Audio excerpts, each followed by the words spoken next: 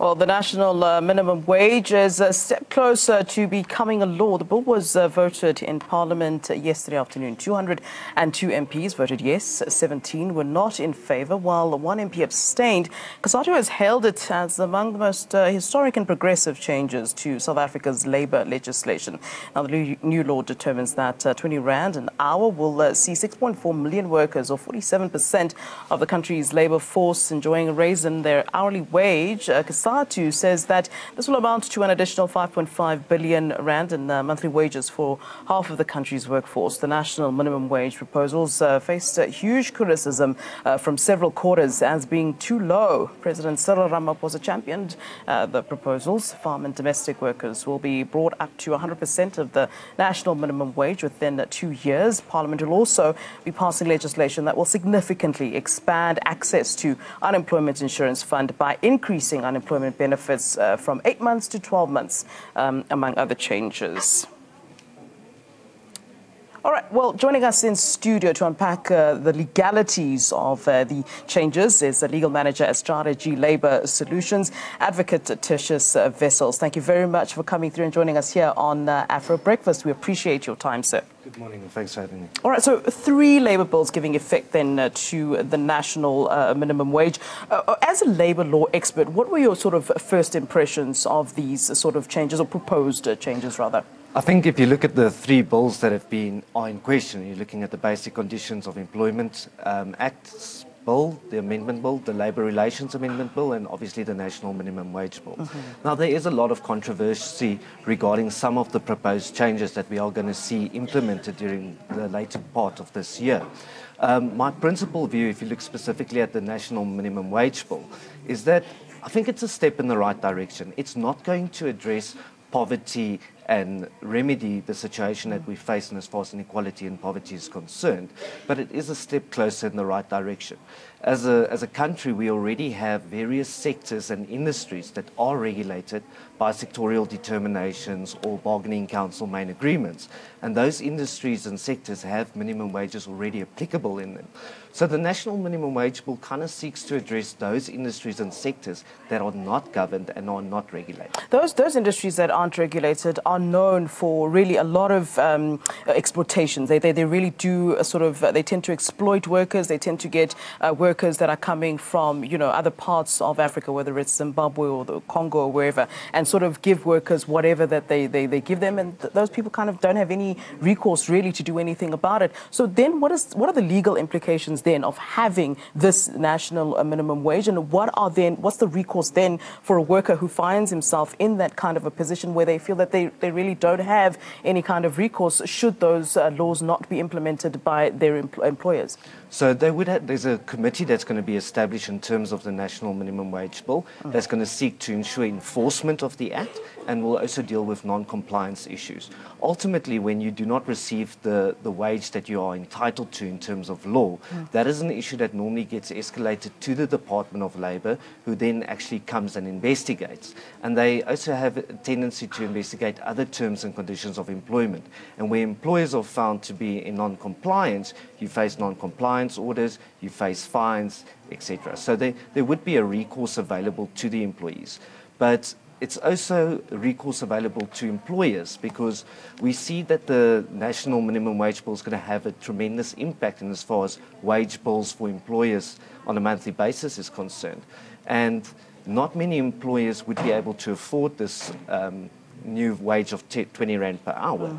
But the wage bill does make provision for an exemption process, so where employers can apply to be exempted from paying the minimum wage in circumstances where it's going to be detrimental to their business as well as employment. Now, take us through, Advocate, the process now that it's, that it has been passed through now it needs to be signed into as an act now, but take us through the process and how long this process will probably take to the point where workers will be now entitled to have this as their minimum wage. Look, I don't think the process is going to be finalised in the very near future. Yeah. We'll only probably see it finalised towards the end of this year. With the National Assembly having agreed or voted in favour of the bill, it now needs to go through to the National Council of Provinces, who then also needs to vote in favour of the implementation of the bill. It's only where the National Council of Provinces votes in favour that it will get sent to the President to be signed into law. The National Council of Provinces do, however, have the ability to send the proposed bill back to the National Assembly with certain proposed amendments, do they feel it's necessary.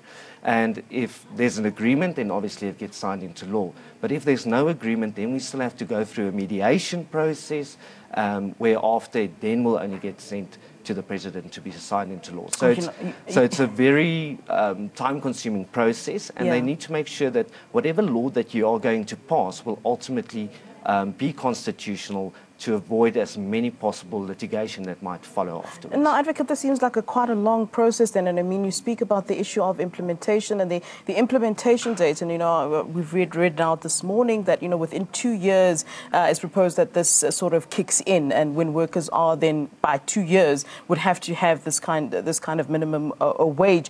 Now, what happens in the meantime? I mean, we have issues of things like inflation. That 20 Rand in 2 years' time per hour is no longer what the 20 Rand is now, currently. So, and I mean, you're speaking to, you know, a farm worker, you're speaking to a domestic worker. In layman's terms, what does that actually mean for them? All right. I think when we talk about the 2-year implementation date, that is specifically with reference to farm workers, domestic workers, and employees that will work on extended public works programs. Right.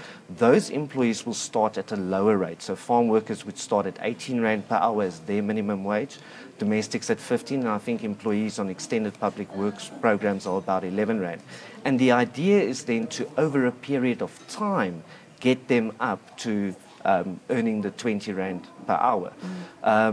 So when this is going to take effect, we might see it towards the end of the year that the wage gets put into place, with the exceptions of these domestic and farm workers. Alternatively, we might only see it come into effect next year. But the Act also makes provision for annual increases of this minimum wage, and whether or not it's going to have a retrospective effect or not, we'll have to wait and see. You know, I want to compare apples with apples, but at this point, I think I'll have to step out of that.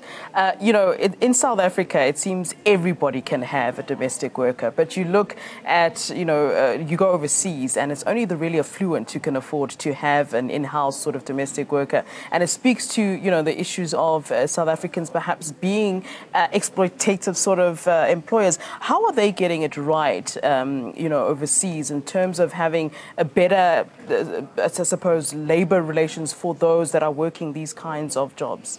Look, I think how they deal with the stuff abroad, you also have to take where they're coming from as a country and what the job opportunities are that exist there. As soon as we have the ability to create more job opportunities and support businesses, etc., we create an environment whereby people can take up more employment, and as soon as everybody starts earning more, the affordability to have a domestic worker inside your residence then really becomes more affordable for you.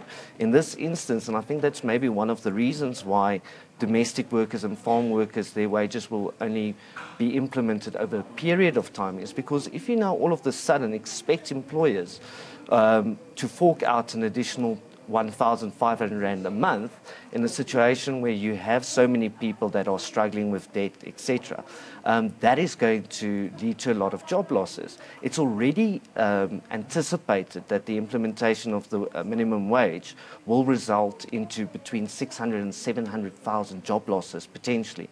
And that's why employers are going to have to make use of this exemption process that gets referred to in the bill in order to try and mitigate any potential job losses. Advocate, do you see moving forward, you know, in our country, do you foresee many changes to perhaps sections in the, you know, labour laws, in the Labour Relations Act looking forward? I mean, have you pointed out for yourself, I mean, I'm sure you sit with many law books and many labour books in your office, but do you foresee sort of some sections where you go, that at some point will have to be amended? Look, there's a lot of sections that I personally am of the view that could be amended, could be changed. Yes. But obviously there are processes involved with this. We now see, for example, an attempt to mitigate the number of industrial action that we have.